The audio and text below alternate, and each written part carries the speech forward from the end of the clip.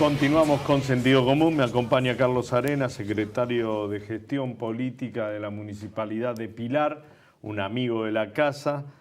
Y a Carlos lo convoco no tanto desde la política, sino desde lo que él hace 2 años ya viene denunciando como las dificultades que traía aparejada la liviandad legal y la liviandad judicial, que terminan dando situaciones como las del 2x1, primero para delitos comunes, y ahora la trascendencia pública que tomó con respecto al fallo de la Corte Suprema.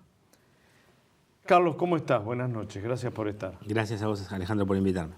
¿Por qué es tan dañino el 2x1? Ahora, lo que es dañino es Fue más dañino el 3x1, pero no importa. Lo estaba esperando, a pesar del color de tu camisa. Estaba esperando ese dardo, pero bueno, lo aceptamos estoicos. La verdad es que es un sistema. Es un sistema, es una forma de pensar, es una forma qué se instaló? De actuar. Porque no lo instaló el kirchnerismo, lo instaló el menemismo. El 2x1 rigió del 94 al 2001. Y en realidad fue de alguna manera esconder la basura abajo de la alfombra. Como la situación carcelaria estaba colapsada, en vez de hacerse cargo de la situación, había que patear la cosa para adelante y ahí empezó esta corriente del garantismo a plantear que en realidad el delincuente o la persona que delinquía no lo hacía como el propio Zaffaroni había escrito en un libro años antes, por allá por el 80 y pico, diciendo que a través de la teoría causal el que cometía un hecho ilícito debía pagar por sus consecuencias. Como los vientos empezaron a soplar para otro lado, se empezó a instalar esta corriente que ha fracasado en países de Europa, digamos, y que solamente se instaló aquí en Argentina utilizándonos como conejillos de indias digamos, de experimento de laboratorio jurídico. Se generó en esta corriente esto de que el delincuente era una víctima de una sociedad, de un gobierno que lo había aislado, que lo había llevado a esta situación de marginalidad, y que los jueces, una locura, un absurdo jurídico, que los jueces debían poner un freno a ese avasallamiento del Estado y ser quienes dijeran basta y de alguna manera lo cuidaran, ¿no? Tal así que llega a decir por allá por el 2003, antes de asumir en la Corte, en la revista Rolling Stone, que cuando él recibió un expediente, y nombro el ejemplo de Zaffaroni, hay muchos otros jueces, pero digo, es un poco el vértice de la pirámide, que cuando uno recibía un expediente, para poder dormir tranquilo, lo que debía pensar era cómo lo zafo a este, y si no lo puedo zafar, cómo la llevo más liviana. ¿Y por qué me voy hasta acá para volver al 2x1? Lo que se planteaba era que, claramente, como la persona pasaba en la cárcel más tiempo del que debía pasar, sin una sentencia firme, sin un debido proceso, había que reducirle la condena. Y esto llevó a un número tremendo, donde aquellos delincuentes, digamos, aquellos autores de ilícitos a los que se le aplicó el 2x1 y salieron anticipadamente, ¿sabes en qué porcentaje reincidieron? ¿97%? 85%. Ah, bueno.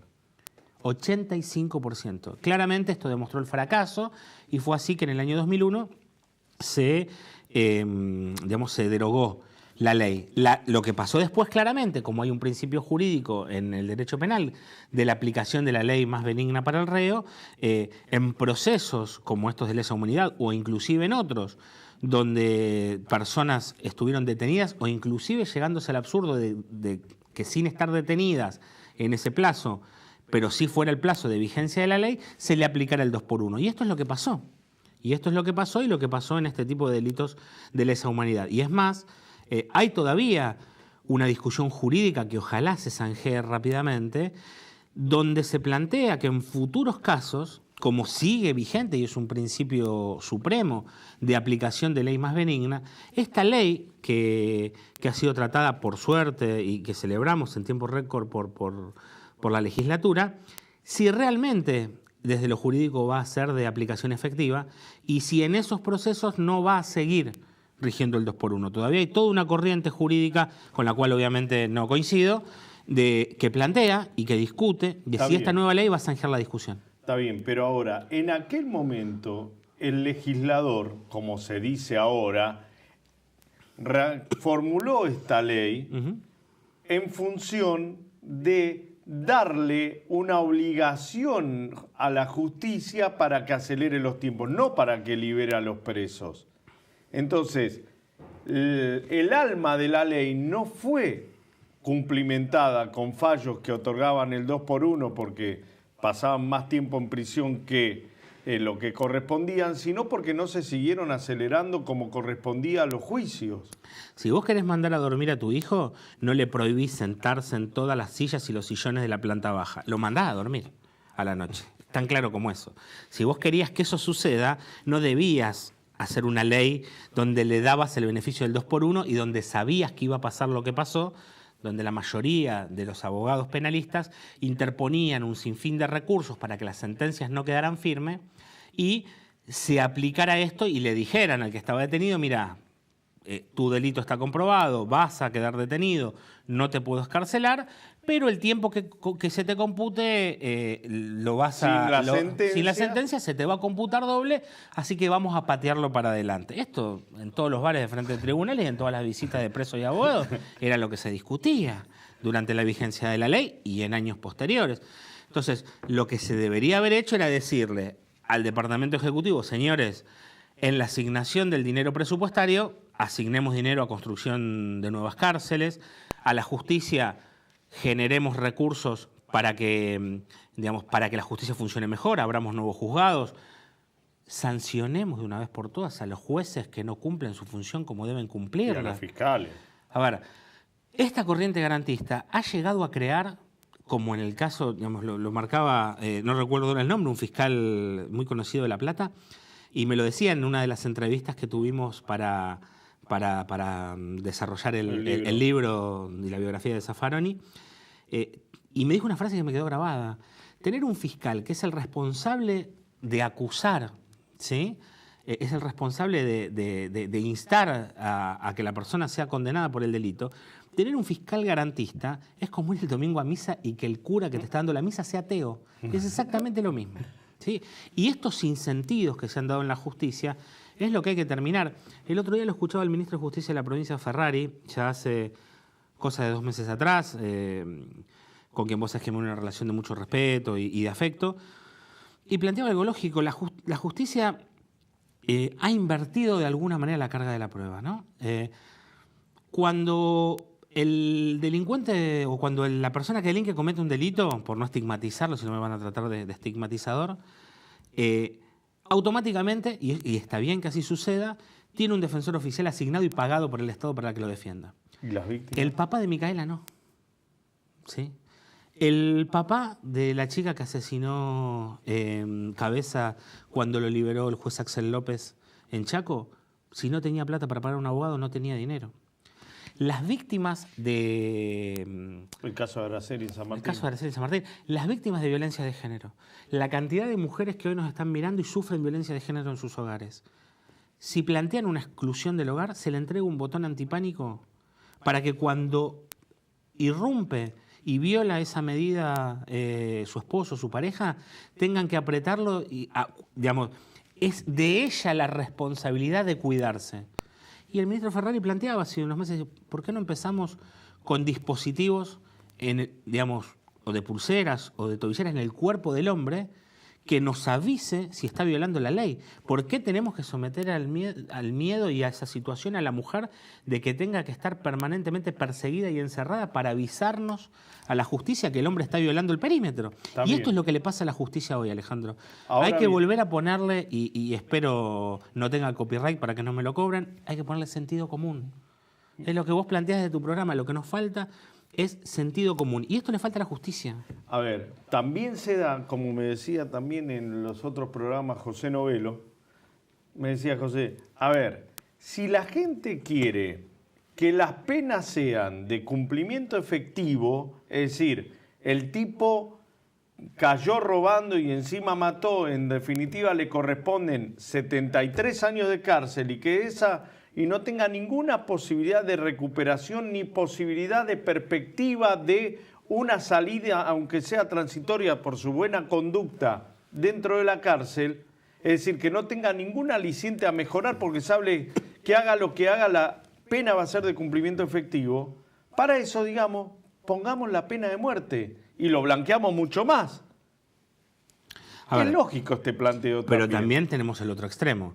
Hoy en la Argentina, el único que cumple la pena completa es aquel detenido que hace todo mal. ¿Sí? Si a vos te dan 8 años, la única manera que los cumplas es que no trabajes, que te portes mal, que no tengas certificado de buena conducta. Es decir, si haces todo mal, si no te reinsertás en la sociedad, es la única manera que cumplas la cantidad de años que el juzgado te dio, que el juez te dio. Si no, vas a tener algún tipo de beneficio. Y eso tampoco está bueno para cierto tipo de delitos. ¿Por qué? Porque para digamos, la pena, delito a ver, está bueno porque eso. la pena tiene, pero ¿sabes lo que la pena pasa? tiene dos, la pena tiene y es un principio básico.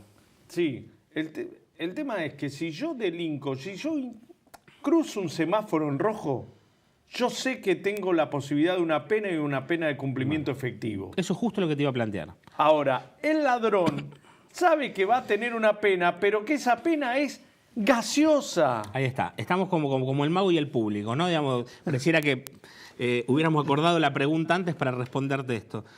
Desde el derecho romano, la pena tiene dos objetivos en la construcción jurídica de una sociedad.